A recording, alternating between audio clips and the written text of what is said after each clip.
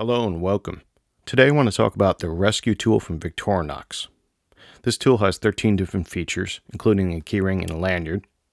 Dimensions is going to be for height, 22 millimeters. Length is going to be 111 millimeters. Width is going to be 34 millimeters. And the weight is going to be 167 grams. The material the handle is made out of is a fluorescent glow-in-the-dark yellow polyamide. And it also includes a sheath. The tool itself has two lockable tools, which is a slotted screwdriver, bottle cap lifter, and it also features a combination blade, which is a straight edge and serrated, which also locks with a liner lock. Here on the table, we can see that it comes with this pouch with fluorescent colors, the tool itself, the lanyard, the box, and the instruction manual that comes inside the box. Here we have the rescue tool here, and we have the lettering on the front here and the logo, and we can see that we have the glass breaker here on the top with the stainless steel tip. This glass breaker also has the Victorinox logo on it, as well as the stamping here on the main blade, Victorinox Swiss made as well. Let's start with the glass breaker though, and this is a replaceable stainless steel glass breaker, so when it gets used up, you can replace this item and get another piece for it, which I think is a good idea on the rescue tool, being a modular replacement type of tool. Kind of opens it up for potentially other expansions or modular tools that can go into that slot. But for now, this is a modular piece that can come out and be replaced, which is very nice. Moving along, we do have a lockable tool, the second lockable tool on here, which is the bottle cap wire bender slotted screwdriver, and also another function for this particular knife in that it can function as a light duty pry bar. Now the idea behind this is to put this in between the rubber ceiling between a motor vehicle and its window and potentially get that out of the way, and then there might potentially be a opening in that window crack where you can pop this thing and kind of pop out the window after we work on it. And for reference, I'm training to be a exterior firefighter, and I'll be riding the EMT apparatus as an attendant, so I have a lot to learn in that capacity. I have done rescues on the trails for the job that I work at in the parks, but I've never done the volunteer work, so hence part of the reason why I have this tool and trying it out. But going back to the tool here itself, it does lock and has a liner lock here, so we press that down and this will come down either into the 90-degree fashion first, and then it'll close up here. Next up is the main item of the tool, which is the blade here, which can be open one-hand deployment with a non-gloved hand. I suspect that I could open this up with a glove as well, due to that hole being there being pretty big, and get a purchase on it. But it is liner locked here, and as we can see in the blade here, this has got a straight edge here and also a serrated edge here, so it's a combo blade, which is fairly nice for a rescue tool. This is the other side here, and on this other side is where we'll have the liner lock where we can push it down, so it's a little bit reversed than what I'm normally used to on a tool. In fact, this one might be configured better for a left-hand deployment because it has the press down liner lock here on this side. So that is a valuable thing. You do want to be careful when you do put this back because this does snap closed, especially with the other items that we're coming up to next. And those items are the saw and the serrated cutting tool.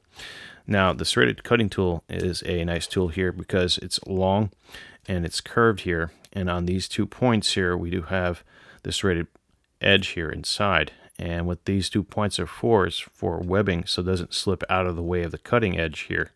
So when you go to use this on a webbing like a seat belt, for example, you can probably get it in one pull-through pass potentially. Now on the tip here, we do have a rounded edge here so that when you go to slide this underneath the webbing belt on a patient or victim, you won't be cutting their skin. As you can see here on my hand, it's not doing anything. So that's a good thing to have on a rescue tool, in my opinion, and it makes sense to be on this tool here, and I think it's well made. Moving along, we do have another item on here, which is called the glass saw, and one of the main reasons why I bought this tool.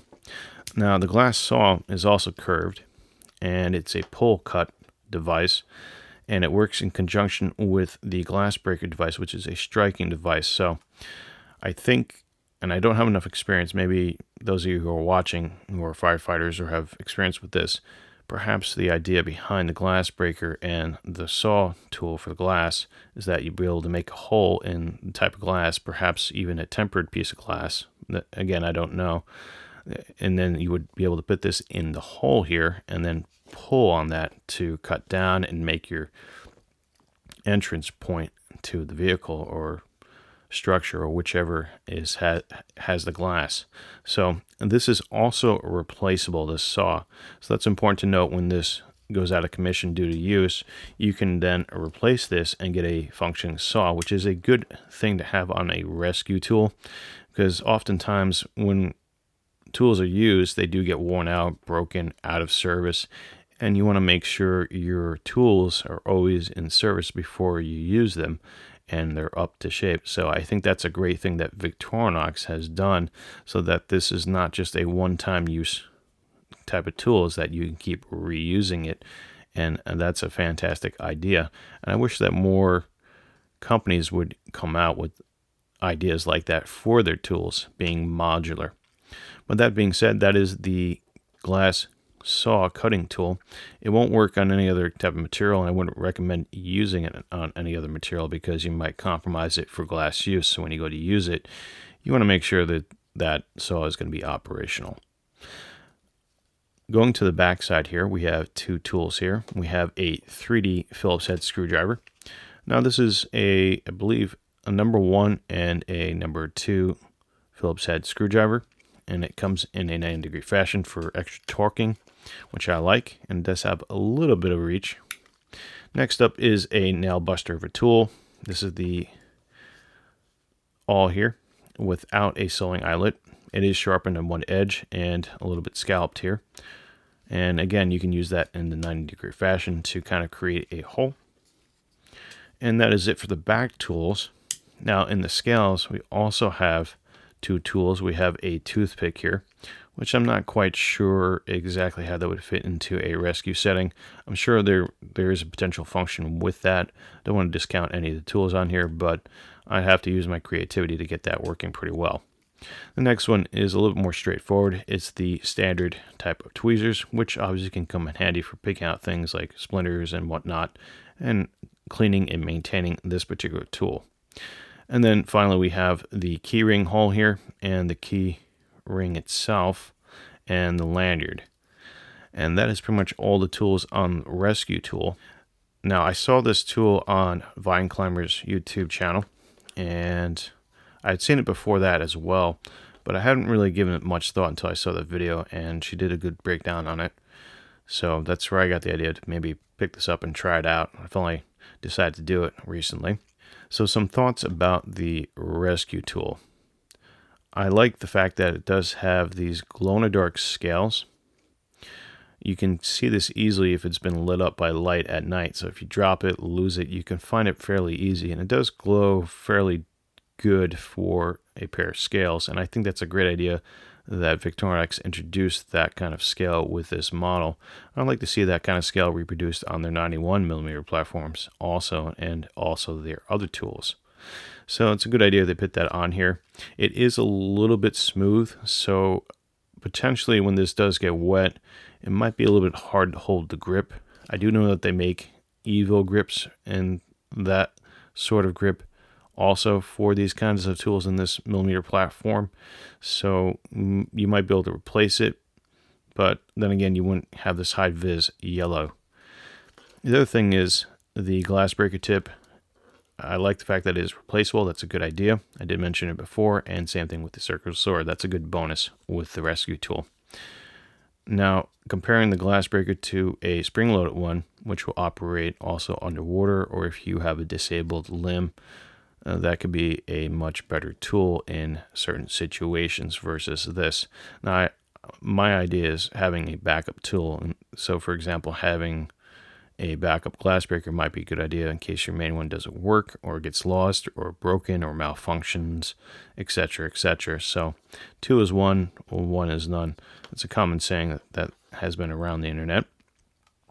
Overall, I do like the fit and finish of the tool. I think it's high quality, and it's indicative of the standards that Victorinox has had for the many years that they've been in business. And I don't have enough rescue experience to say yay or nay with this tool yet, so I don't want to say it's a great rescue tool or it's a bad one. I just want to say I want to be able to use it and see how well it does perform, and maybe I'll make another video on that sometime in the future. And that's all I have to say about the rescue tool. What I recommend to anybody right now, yes, if you want to experiment and try it out and see how it works, absolutely. I think it's couldn't hurt that if you want to spend the money on this to try it out. It's about $72 right now on Amazon, plus tax, of course. So that is a pretty decent price, in my opinion, for a rescue type of tool. Thank you for watching, and enjoy your day.